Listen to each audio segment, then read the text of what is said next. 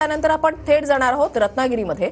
मनोज चिलेले आमचे प्रतिनिधी आमच्या सोबत आहेत। मनोज, रत्नागिरी कोकण पट्टा म्हटलं की डोंगर कपारी मध्ये असलेली गावं आणि त्या ठिकाणी गावाखेड्यापर्यंत पोहोचण्यासाठी लाल परीचाच एक आधार असतो, मात्र आजपासून लाल परी महाग होतीये। प्रवाशांच्या काय प्रतिक्रिया आहेत? नक्कीच या ठिकाणी 15% प्रवास महागलेला आहे। खऱ्या अर्थानं कोकणाची लाईफलाईन म्हणून ही लाल परी ओळखली जाते।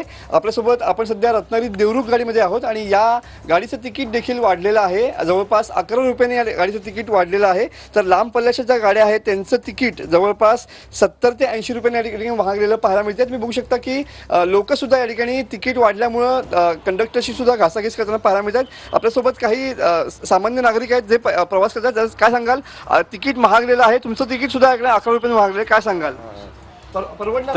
परवडण्यातलं नाही आहे, पण आम्ही काय कधीतरी प्रवास करतो काय, पण सामान्य नागरिकांना हे परवडत नाही। त्यामुळे ते कमी करा तिकीट आणि दुसऱ्याच्या योजना त्या बंद करून यांना पगार वाढ करा असं आम्ही म्हणतोय। या ठिकाणी महिला पण आहेत, त्या महिलांना पण या ठिकाणी सवलत असते। ताई, तुमचं तिकीट किती रुपयांनी महागलंय?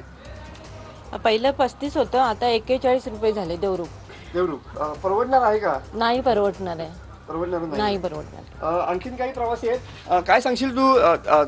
15% दरवाढ झालेली आहे। मुंबईचं तिकीट सुद्धा या ठिकाणी महागलेलं आहे, कारण का लाईफलाईन म्हणून ओळखले जाते। काय सांगशील, तुझी काय प्रतिक्रिया असेल?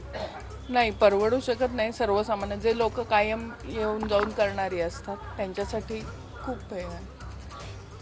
ठीक नक्कीच या ठिकाणी सर्वसामान्य माणसाला हे तिकीट परवडणार नाहीये, कारण का मुंबईची लाईफलाईन म्हणून ही लाल परी ओळखली जाते आणि त्यामुळे हे तिकीट दरवाढ कमी करावी अशीच मागणी प्रवाशांकडून या ठिकाणी होताना पाहायला मिळते। नक्कीच एसटी मधून प्रवास करतो तो सामान्य गोरगरीब माणूस आणि रोजचा प्रवास ज्यांचा आहे त्यांच्यासाठी हे तिकीट परवडणार नाही, अशा प्रतिक्रिया प्रवाशांच्या आहेत। धन्यवाद मनोज, दिलेल्या सविस्तर माहितीसाठी।